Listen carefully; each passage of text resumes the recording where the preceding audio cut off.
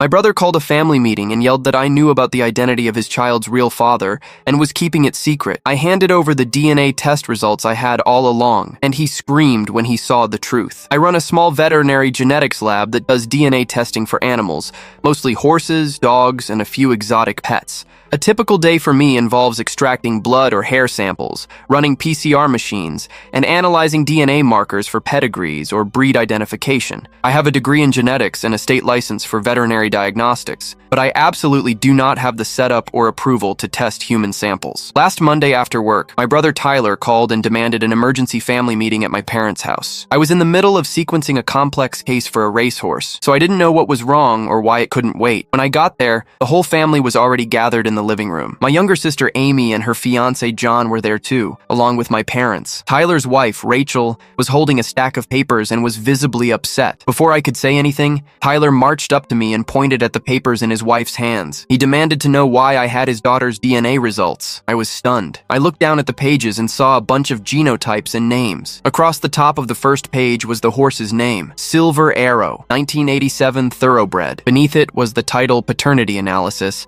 and the name Tyler Smith. For a moment, I couldn't speak. It was a completely normal-looking lab report for an equine DNA test, but I still had no clue how it was in Rachel's hands. Rachel was crying and barely looked at me. She insisted she saw my computer with Tyler's name next to the words paternity test and thought I had discovered something about their baby. She showed it to Tyler then and there, shouting that it looked like I found out his daughter wasn't his. She started crying harder. Our parents and I gathered around the coffee table where the report was spread out. Tyler snatched the papers from Rachel's hands and waved them. Amy quickly put a hand on his arm and told him to calm down and read the page carefully. I opened my mouth. Tyler cut me off. He was shaking with anger. "Have you been secretly testing our daughter's DNA?" he demanded. I blinked. It was such a bizarre accusation that I had to double-check everything in my head. I took a deep breath. I pointed at the printed page and explained slowly that the report was clearly for a horse. Silver Arrow, I said, is a horse and stallion smith. Tyler is listed there because Tyler owns that stallion. The report even said equine paternity analysis. I told him our lab tests animal DNA, not human DNA, and no human samples are ever run or stored here. Tyler just stared at the page. My mom gasped, my dad furrowed his brow, and Amy whispered to Tyler to read it himself. Tyler read the title out loud, Equine Paternity Analysis, Silver Arrow. Then he looked up at me. The room fell silent. Rachel was still crying softly, trying to hide her face. Tyler sank into the couch, running a hand through his hair. For a second, he looked relieved,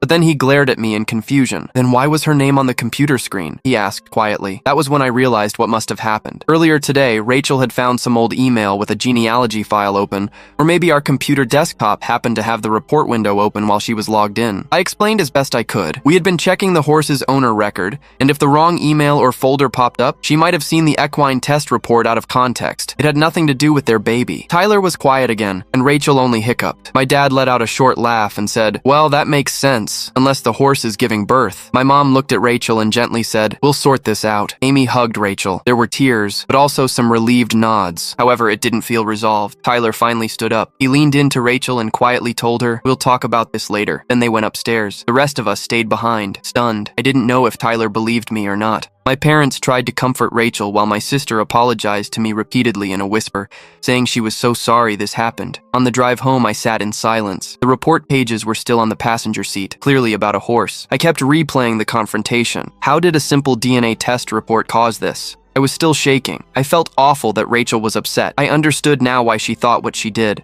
but I also knew I had nothing to hide. Now I'm sitting on my couch at home trying to calm down. I keep glancing at my phone, waiting for Tyler's call. I honestly don't know what to do next. I told them the truth, but apparently it fell on deaf ears. I'll probably have to go over the same explanation with Tyler tomorrow. I should probably explain why this was so confusing. In my lab, paternity analysis is a routine service for breeding animals. 2 weeks ago, for example, I ran a paternity test on a stallion named Silver Arrow. I took blood samples from the horse and the mare, ran them through our sequencer, and printed out the results. It looked like any other stack of paperwork on my desk. I left it there because it was not confidential yet. Those results were meant for Silver Arrow's owner, not anyone's baby. Meanwhile, Rachel got home early today because she said she was feeling uneasy. I must have left the door unlocked because she wandered into my office. I should have locked it. I know that now. She saw the pile of papers with our brother's name on it, and not thinking, grabbed them. When Tyler walked in, she waved them at him like a smoking gun. Tyler saw his name next to equine paternity analysis and jumped to conclusions. I guess what I'm saying is, I was just doing my job. I did everything by the book. Silver Arrow's owner is Tyler as it happened. happens. In fact, Tyler owns a small racehorse operation on the side that not everyone knows about. If Rachel had just asked any of us, we could have clarified immediately. Amy could have said, Dad farms horses too. Mom could have said, Tyler's listed because it's about his horse. It was just a misunderstanding waiting to happen, and now our entire family is in chaos. Like I said, I'm not hiding anything. I still stand by what I tried to tell them. In my lab, anytime you see paternity test, it's about a horse or farm animal, not a human child. The mix-up was so improbable, it's literally been keeping me up at night, worrying how to make sure it never happens again. In fact, this morning I double-checked all of our records and email logs just to make sure I truly didn't accidentally do any human tests. I didn't. The computer has 0 human DNA projects ever. Anyway, I'll update again if anything changes. For now, I'll be spending tomorrow at the lab. The horses still need me. I've got to focus on what I can control, do good science, and hope this blows over. Update 1. The aftermath and Rachel's confession. A couple of days after that disastrous family meeting, I'm still reeling. Tyler has been calling and texting nonstop. He alternates between relief and anger. One moment he's saying, thank God she's definitely our baby. And the next he's venting about how I supposedly played games with the family's DNA. I keep telling him calmly that the test was for an equine stallion, but he still asks questions as if he's second-guessing himself. I finally had to remind him, I'm in genetics. If anything, you should trust my wording when I say horses only. Meanwhile, Rachel ended up asking to meet with me after work, just the two of us. I agreed and we sat down in my office. I didn't want to handle this in a public place. There, she finally broke down. She confessed that about 3 years ago, around the time she got pregnant, she had an emotional affair with a coworker. She swears it never became fully physical, but they spent months texting, having lunch together, and leaning on each other. She said it was stupid and it terrified her to tell Tyler. The affair ended before I was even in the picture, but the guilt never went away. When she saw the paternity test report today, everything rushed back in a wave. She thought it meant I had proof of something. She kept sobbing and apologizing to me, saying she felt like a terrible person for jumping to conclusions. I had to console her, assuring her I'm not angry with her. I understood why she panicked. Tyler has moved out of their house and checked into a hotel. He said he needed space to think. He's being shaken by all of this, and not just the paternity drama. The revelation about the emotional affair hit him even harder than the mix-up with the test. I haven't seen him since the fight, but I text him whenever he calls. The other day he sounded completely broken. He said he didn't just feel betrayed by the misunderstanding, but by Rachel's deceit. He ended up insisting on a real paternity test through a human genetics lab. I told him I understand, but I had to draw the line. I won't get involved in any human DNA testing. It's not my field, and I don't want to stir this pot anymore. He ended up saying he'd do it on his own somehow. Our family has completely split into sides. To sum it up, Tyler, my brother, torn between relief and anger. He's relieved that the DNA on the test was just a horse, but he's furious with Rachel for jumping to conclusions and devastated by her secret affair. He's also frustrated with me, even though I showed him the paperwork, because he still can't believe everything was a misunderstanding. Rachel, his wife, a wreck. She's apologized a million times and still keeps crying, afraid she's lost Tyler's trust forever. She insists she never meant any of this, and she swears she did love him. She's terrified that she might lose her family and her marriage. Mom, defending Rachel now. She keeps telling everyone to calm down and forgive. Mom says Rachel panicked, and she's already learned her lesson. She thinks both Tyler and I overreacted at the meeting. She's been texting me nonstop, telling me to give Rachel some room, and reminding me that our niece is definitely Tyler's daughter. Dad, he's quietly furious at Rachel. He barely listens to anything beyond she had an affair. He kept muttering, if she was sneaking around, what else was she hiding? He immediately sided with Tyler and won't even look at Rachel right now. He's upset that I'm caught in the middle, but he told Tyler he still expects him to keep his promise to walk Amy down the aisle. Amy, our sister, she's overwhelmed. Amy's wedding is only a few weeks away, and she's terrified this will ruin her big day. She's been texting all of us, begging everyone to stay calm. Amy came over yesterday with tears in her eyes, apologizing to me for having to cry in front of the whole family. She's been incredibly supportive of me, saying she knows I was only doing my job. At the same time, she's been snapping at Tyler, telling him to show up like you promised, and telling Rachel in no uncertain terms that she's uninvited if she can't behave. John, Amy's fiance. He's mostly stayed out of it, but he's really frustrated. He's told Amy he can't believe our family is acting like this right before the wedding. He offered Tyler a spare room in their new place so he wouldn't have to stay at a hotel. He keeps urging Amy to keep her wedding planning as normal as possible. Last night, John muttered something about postponing the rehearsal if things don't calm down. Extended family and friends, word is out there. A few friends from work have sent sent concerned texts. Some neighbors have given me awkward looks, and I swear one asked if I was secretly becoming a human geneticist. Even a couple of relatives have jokingly said, "We might need horse DNA tests now, huh?" It's embarrassing. People outside the inner circle don't know the truth, so they're quietly gossiping. My lab's reputation is good among our clients, but if even acquaintances are whispering, I can't help but feel judged. Honestly, I feel like I'm being scapegoated for all of this, and it's exhausting. People keep asking me to help fix the situation, as if I started it. The worst was at the grocery store, when an older woman recognized me and said, "Aren't you that horse genetics guy with the family drama?" She patted my arm sympathetically. I wanted to laugh, but I just smiled politely and said, "Just dealing with some grown-up stuff, thanks." In the car after that, I actually cracked a small smile thinking that if a stranger already thinks of it as a soap opera, maybe this will blow over as fast as it started. At work, I've had to throw myself into projects to keep my mind off this. Yesterday, I spent hours verifying a dog DNA result and even triple-checking a cat parentage test just because it made me feel like I was in control of something. One coworker noticed I was on edge and asked if I was okay. I just said I had a headache and needed some quiet time. My boss kindly offered to let me take a day off, but I don't want to run away from this. I came in early today to organize our sample storage, which probably sounds crazy, but even labeling all the folders animal tests only helped. I even had a minor meltdown last night over pizza in bed. I realized I'd forgotten to tell Tyler that his package of protein supplements arrived at my place by accident. A small thing, but it felt like a missed chance to show him I was just living my life normally. I texted him today to say, "Your protein is waiting for you. No spy moves intended." He wrote back, "Thanks," with a nervous smiley face. Baby steps. I'll admit I'm going a bit stir-crazy. Last night I woke up at 3 a.m. and wandered into the office to double-check that I had logged the Silver Arrow results properly. My cat, Harry, just looked at me like, "Here we go again." At least the cat doesn't gossip. So yeah, I'm exhausted and trying to keep it together. I plan to get a good night's sleep, if that's possible, before tomorrow. I'll answer Tyler again, explain the report once more. Maybe we'll all get through this as a family and have some closure, and maybe we won't. But right now, I'm going to make sure the horses get fed and think about something else for a while. No DNA fireworks, please. Update 2. Financial complications and wedding fallout. It's been about a week and a half since the big confrontation, and things have only gotten worse. First off, Amy's wedding is in just over a month, and she's absolutely furious with all of us. Amy has been texting and calling non-stop. She demanded Tyler get over this mess and show up to all the wedding events. After all, she said, he promised to walk her down the aisle, since Dad's health isn't great. A few days ago, Amy even called Rachel, and flat out told her she was uninvited if she can't behave. My parents have completely split. Mom has become Rachel's personal PR agent. She keeps saying everyone should forgive Rachel. She's already been punished enough, Mom says. She thinks Tyler needs to calm down and accept Rachel's apology. Dad, on the other hand, is quietly furious at Rachel. He only hears she had an affair. He keeps muttering things like, if she was sneaking around, what else did she do? He won't even talk to Rachel right now, and he's upset that I'm caught in the middle. At the last dinner my parents had, Mom was telling everyone to pray for Rachel, and Dad actually walked out of the room at the first mention of tonight's drama. Meanwhile, Tyler has insisted on something we all expected. He wants a real paternity test done through a human genetics lab.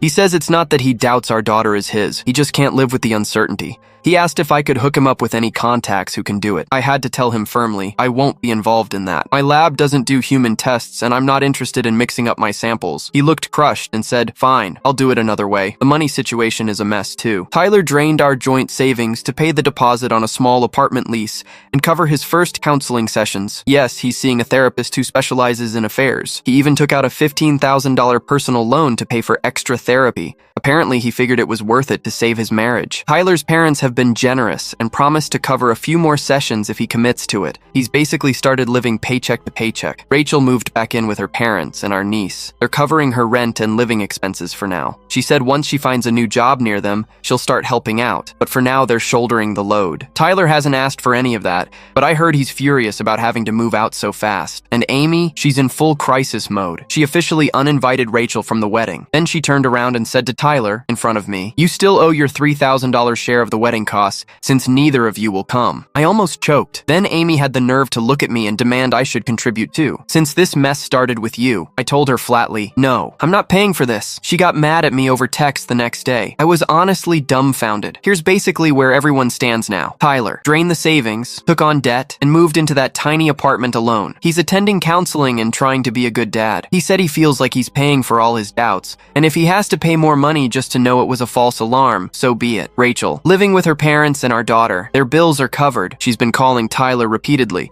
crying about how she feels betrayed by his lack of trust. He's not talking to her much except through their lawyers. She keeps insisting he's your daughter, even though Tyler told her he doesn't need a test to know she's his. Amy, in crisis mode. She's having to finalize the wedding without her brother or sister-in-law. She demanded $3,000 from Tyler and tried to rope me in to help pay. She says she's embarrassed that her wedding is overshadowed by our drama. She did text me a half-hearted apology about a month later, telling me she knows I'm innocent. I responded that it's fine. Other than that, we mostly only wish each other happy holidays. Mom still believes it was all a horrible mix-up. She's been one of my biggest cheerleaders in secret, texting me saying, "I'm so proud of how you handled this," and dropping off homemade soup with, "Hang in there, sweetie." She finally admitted to me that she sees I did nothing wrong, and she apologized for not defending me more publicly. Dad has been my rock. He helped Tyler figure out how to set up the apartment. He told me, "Son, the only thing I want proof of now is how many pies you want for Thanksgiving." He's ready to walk Amy down the aisle himself if Tyler really won't do it. I trust he's got my back. John, Amy's fiance, he's been a pain in the butt about this whole thing. He told Amy flat out that if our family isn't 100% normal on the wedding day, he'll shut down the rehearsal and might even postpone. We kids just roll our eyes at him. Privately, John told me, "I've had enough of family drama." He actually thanked me for finally speaking up at the wedding. Yeah, I told him later. So at least someone appreciated my honesty. Extended family and friends. The rumor mill is churning. Some distant cousins have asked under their breath if I'm secretly running a DNA clinic. A few family friends have joked with Amy about selling tickets to our family soap opera. It's nauseating how quickly this turned into public knowledge. Honestly, I'm trying to take care of myself. I ordered healthy groceries, forced myself back to the gym, and I've been doing a lot of work on autopilot at the lab. I even took an extra half-hour lunch yesterday to clear my head at the park. I've started sleeping with my phone on my desk so I hear Tyler if he calls at night. We haven't agreed to any curfew on talking yet. It's a lot. I'll be frank. I'm beyond stressed. But I know I didn't cause this. I just got yelled at by everyone. I'm going to keep my head down and do my job. The baby's safe, the horses are fine, and eventually I hope everyone else will calm down too. Tomorrow's another day, and it starts with a fresh batch of DNA tests to run, because someone has to mind the horses in all this. Update 3. The DNA test and wedding disaster. This week, the week of the wedding, was absolute chaos. It started with Tyler quietly going behind everyone's back to get a real paternity test done at an independent lab. He said he couldn't sleep without knowing 100%. Late Tuesday night, he texted me. Got the results? Baby is 100% ours. I could hear the relief in that emoji-less text. He didn't tell Rachel he was doing it. He just needed personal closure. That turned out to blow up in his face. The next morning, Rachel discovered Tyler's test results. She found an email on the account or saw a charge on the credit card. Something. When she realized what it was, she panicked again. She called Tyler and screamed about betrayal. "You tested our daughter's DNA behind my back after I told you it was fine?" Tyler tried to calm her down, saying he just needed assurance, but Rachel felt utterly betrayed. She told Tyler there was no going back to normal. After what he did, she filed for divorce that very day. At the rehearsal dinner that evening, Amy finally snapped. We'd all been trying to keep it together. Amy was giving a toast about love and family, crying as she spoke.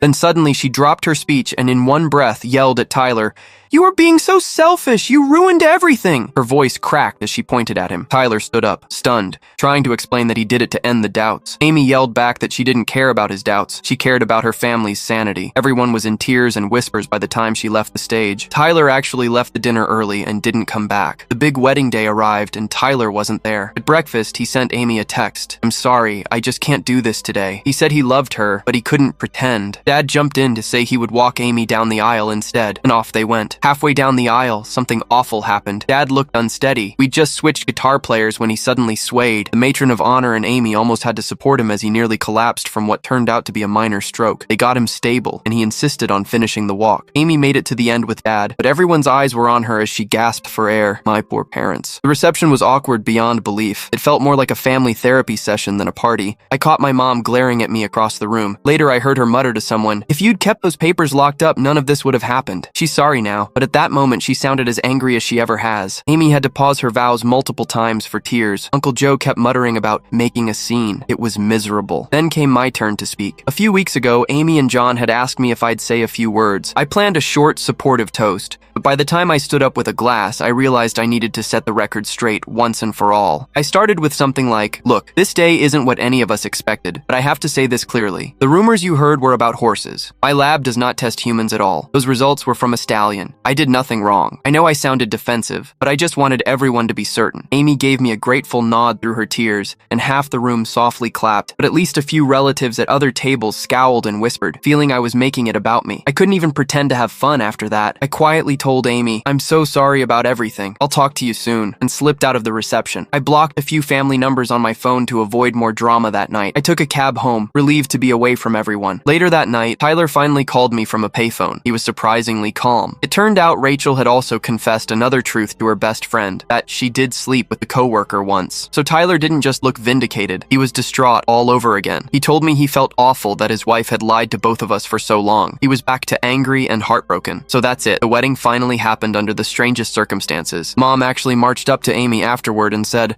"I hope you can still find happiness." Dad showed up, smiling weakly. Half the extended family made awkward small talk. Tyler is officially packing up the house. He'll keep it since they agreed he'd stay. And my niece will split her time between her parents, as sorted out by the judge. The DNA truth is finally settled. I guess the farm really did produce one horse too many on this day. Now I'm mostly just exhausted. I've got to get back to work tomorrow. The lab mice won't label themselves. I joked with my boss that I need some kind of veterinary genetic survivor mug or something. He just gave me a thumbs up emoji. In the end, our family got through it, but clearly not unscathed. As I crawl into bed tonight, I raise a toast to better days. I haven't decided if I want to ever attend another family wedding. Good thing I don't have any. For now, I'm flipping off my phone and hoping I never have to clarify anything like this again. Update 4. It's been about 2 months since all this started, and life has finally begun to settle down, sort of. The divorce with Rachel was messy, but it's mostly done now. At the custody hearing, they brought up Rachel's affair and Tyler's freakout. They decided on joint custody. Tyler kept the house, and legally we're at 50-50, but in reality she's with him most of the time. They put a second crib in a spare bedroom just in case. Rachel signed the divorce papers, packed up, and moved to another city a couple hours away for a fresh start. She calls it a village so far away that kids actually sleep through family drama. Tyler, for his part, seems okay. He's been seeing a therapist regularly to talk through the betrayal and stress. We still do our dinches every few weeks. It's become a joking tradition. He texts me a picture of his lunch with "dinches served" in the caption. He usually starts by saying, "I'm so sorry again," and I tell him I'm just glad we got the truth out. You can see in his eyes he's still got some hurt, but he's also obviously relieved. He's even talking about buying a couple of rescue ponies to take care of, says they have good therapeutic value. Last time he had our niece, he taught her how to say uncle. I got the video. Yes, I teared up. My parents have really been on my side through all this. Mom came over last week with lasagna and we just watched a movie. At one point she turned to me and said, "I'm sorry I blamed you so fast." She cried and I hugged her. She promised to never talk about the incident again without context. Dad has been great the whole time. He still calls me genius every time I explain DNA to him, and he even pokes fun at me now. "Next time you'll label everything caution, horse DNA," he joked. They both keep telling me how proud they are that I stayed honest under all that pressure. Amy's marriage ended up surviving the mess, but it certainly had its bumps. She and John did go through with a small wedding. Only a few family members were invited. John was a little grumpy about the whole week. He jokes that he paid good money for that wedding and would have rather had a wallet full of cash than witness any of it. They actually went to couples therapy for a few sessions afterward to unload their frustration. They're still together, or at least married and civil is the status. Tyler and Amy, they finally texted each other on Thanksgiving, wishing each other well. It was short and a bit awkward, but a start. I suspect they'll mostly stick to just holiday greetings from now on. At work, things are back to normal. As normal as they get in my lab. I even put up a little sign in the office that says, "Vet Genetics Lab, animal samples only," next to my desk. I lock the computer when I step out now. Our clients laugh about it, but they get it. A dairy farmer who comes in joked, "Maybe I should buy a pony instead of a paternity test," and we both cracked up. My techs have all seen the lighthearted side now. One of them made a small DNA paternity failed badge and pinned it on my coat this morning. A really bizarre twist. About a month ago, I got a letter from a lawyer for Rachel. They wanted me to testify in Tyler's custody case about the origin of this DNA test incident. I almost passed out. I politely refused to go to court, but I did write out a short statement for them. It basically said, "This lab only does horse and dog DNA, not human. The confusion was solely due to the paperwork for Silver Arrow the horse. I sent it certified mail. That must have satisfied them, because suddenly Tyler ended up being the one awarded primary custody. I guess the judge liked that he made sure beyond doubt the baby was his. So yes, the baby is safe and getting to spend lots of time with her dad, which is what everyone wanted to know. Rachel visits every other weekend like clockwork. She's off to a stable job somewhere, trying to move on. Meanwhile, I'm mostly just relieved and slightly amused. I still cringe whenever anyone says paternity. Last week, an agricultural client came came in with a newborn calf and jokingly asked if we could run a test on it. I laughed and said, sure, as long as it doesn't come out being your neighbor's cow. We had a good chuckle. At the end of the day, I'm just going to do my work and leave the family drama out of it. I locked down my email filters so family messages go to a separate account. Yes, I created a filter called Ignore for a few contacts. I won't be the one holding any more manuscripts or wedding checks. That said, this whole adventure taught me one useful thing. Never mix up your life's work with family secrets. I'll triple check every folder from now on. But jokes aside, our family did survive a pretty insane misunderstanding. It's clear some things will never go back to the way they were, and maybe that's okay. Dad and I still go on our bird-watching hikes. Mom and I hang out talking about totally random things. Tyler and Amy handle our niece together during holidays, just not under the same roof anymore. Life goes on. Anyway, tomorrow I'm back at the lab, calibrating machines for the morning's batch of samples. I'll wear a pair of boots just for good luck, for old time's sake, and horses. To the rest of you dealing with family chaos, be careful what you assume and maybe lock your lab door.